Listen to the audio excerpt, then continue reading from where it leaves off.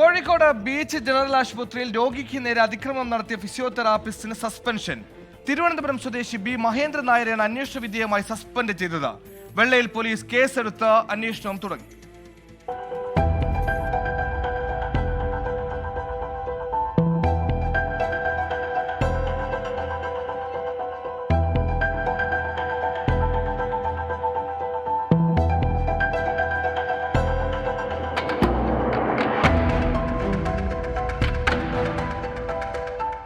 ഇക്കഴിഞ്ഞ ബുധനാഴ്ചയാണ് സംഭവം.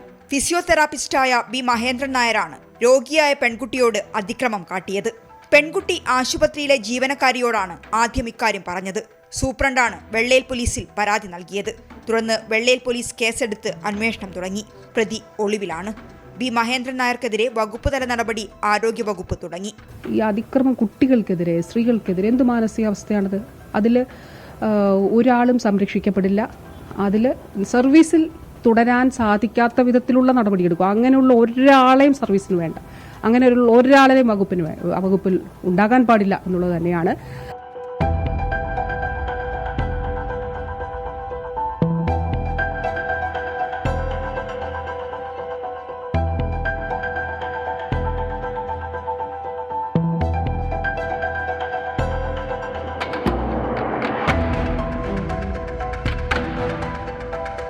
ഇതിനു മുൻപും കോഴിക്കോട് ബീച്ച് ജനറൽ ആശുപത്രിയിൽ പീഡന പരാതി ഉണ്ടായിട്ടുണ്ട്.